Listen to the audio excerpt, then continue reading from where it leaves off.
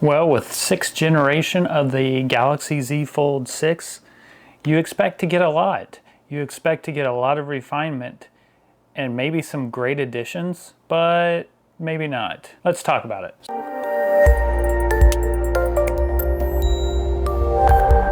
So it's a great device and it offers a lot of new refinements that definitely make it a sleek, stunning device, especially if you're coming from an older model, like 2 models ago. You know, let's say a Z Fold 3 or a Z Fold 4. There's a lot that's changed in this. But if we're talking about the Z Fold 5, and even sometimes the Z Fold 4, we have some issues here that we need to discuss. As one of the most exciting devices of the year, personally for me, it's a little disappointing. Has become very complacent with the Z Fold series. When they have a device that can clearly outmatch a lot of their competition because of their years of experience in the folding phones, being the creators of these displays that bend, being the first company that started making folding phones, you would think there would be a lot they would offer, but because of sales being lower than what they want, they've decided to become complacent on this device. And what all does that mean? There's several things that they've become complacent on. From the cameras, to the screen, to the S Pen. So there are several things that they should have improved on. And one of the things that's probably the most obvious is the cover screen. They have reduced the bezels, which do make a difference, but it's still a narrow display. And as compared to other folding phones out now that have a more normal size slab phone width, this is still narrow, even though it does feel a little bit more comfortable in one hand. And Samsung has done a great job on slimming the hinge, which makes the overall device slider, and being able to keep the device closed more without a gap in the hinge on the inside display. So they've done a lot of things to improve this hinge. But with that, there's been no improvement on the cover screen crease as well. Even though they've done all this to shrink the bezels, to shrink the form factor, to lighten the weight, another area that they haven't focused on any is trying to find a way to decrease the crease. Now, you get used to it. It's a folding phone. You're always going to have a crease there. But again, this is another thing that other manufacturers keep improving on. And I think this all goes hand in hand with needing to reassess this hinge and the front cover screen. Will that greatly change possibly the form factor? Yes, it may make it very similar to the rest of the market, which we are starting to see maturity in the market on the size of the external screen and the internal screen. Even Google's first one, that was definitely a different size folding phone, appears to be, with the Fold 9, shifting that and going very similar to what OnePlus offers and other manufacturers. So I think this is the biggest area that Samsung needs to take some time and really consider. But with this device, one of the other things that you would think you would be getting with as much money you're spending on folding phones is top tier cameras. We now know that it is possible to get very good lens and optics out of folding phones. Yes, they do not have a lot of room. There's a lot of manufacturing and expertise that has to go into fitting such a small lens, but it is actually capable to get bigger lenses in these. And even just trying to get a different lens in this, because Samsung, again, is complacent on their lenses. They haven't changed them in several generations now. They did change for the wide angle lens, but can you really tell a difference since it's still a 12 megapixel camera? Hard to say. I couldn't from any of my testing that I did. And of course, the main camera has been the same since the 4. So with the cost that you're paying for these devices, why is Samsung not pushing the edge on trying to fit as high as a megapixel count, as high as the camera's optics quality that they can. Why aren't they putting something in similar to what the 24 Ultra has? But instead, they stick with the same cameras again. And to one of the big things that separates the manufacturer from others, and that is this S Pen. Why do we have the only place to put the S Pen still is in a case? Yes, the S Pen case that Samsung has developed has improved quite a bit from when the S Pen initially started being released with the folds. But why is this not embedded yet? We know it's possible. The S24 does it.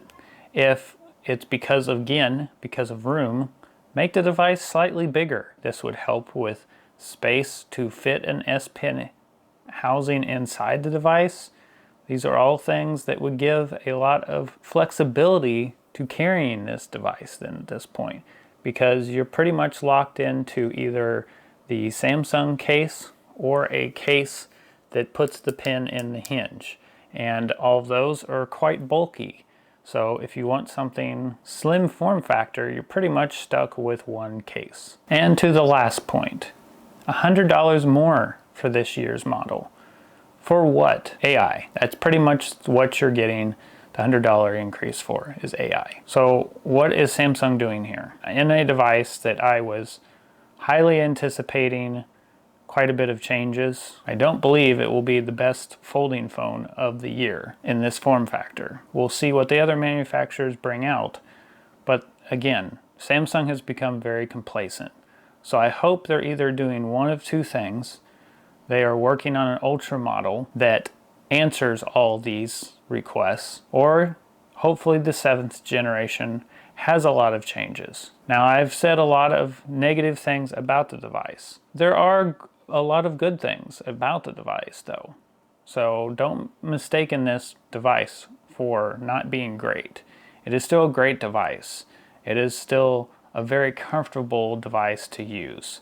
It's much lighter, which does make a difference compared to the previous models.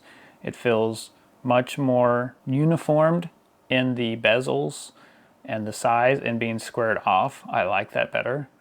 The narrow bezels on the cover screen do make a decent difference on using the cover screen. Again, it's still narrower and the keyboard feels cramped still, but it definitely feels more comfortable. To the 7 years of OS updates, Samsung is leading the charge in that, in getting devices really prepared for being feature-proofed for quite a long time compared to what Android used to offer. To, of course, Samsung's displays. Samsung makes arguably the best displays in the market for any phone, and that's why their displays are actually used by several other manufacturers. To, of course, the newest Snapdragon processor, to the overall speed of the device, and of course extra features that Samsung packs in like DeX and S Pen, and now of course all the AI features, which some are useful. So there are lots of things to like about this device, but there are lots of areas that Samsung needs to improve. From the cover screen, to the width of the device, to the S Pen, to also even charging. They have capabilities to charge fast and charge wirelessly, but when the competition can charge the phone much quicker, it's another thing that Samsung needs to review and offer higher charging rates. But if you're coming from a, say, Z Fold 3 or Z Fold 4, or even earlier generation, I highly recommend upgrading to this. It is a great device. If you are on the fence about the upgrade, I definitely would not do this. I would wait and see what the competition brings. Google, in just a few weeks, will be releasing their device, which is supposed to have a lot of changes, especially on the form factor. OnePlus, which was the 2023 best folding phone, is still working on the next one. They still may not release one this year from the sounds of it, but early next year there may be one. But the OnePlus Open is the main driver as a folding phone, and it is holding up very well. I have had no complaints, great software updates, it's a great phone still, and the multitasking still can't be beat with Canvas. even with the multitasking features that Samsung offers, Canvas is still a better solution for multitasking on folding devices. That is it for today's device. I hate to be so negative on the device. It's still a very, very good device. Samsung is still leading the pack in quality. I just feel they could be leading the pack completely by making these changes and not being complacent as they have been the last 2 to 3 generations. So hopes to the next folding phone to release that really blows all the competition out of the water and Samsung comes back on top, because I think they need a win in the folding devices. So if you have any questions about this phone, other things you want me to follow, accessories you want me to talk about, anything else with the folding phones in general, leave comments. These is one of my favorite types of genre of equipment to look at is folding phones or folding devices. I just find this technology so interesting and so useful. Please let me know if you have any questions on any of that. Leave comments below and I'll see you in the next video.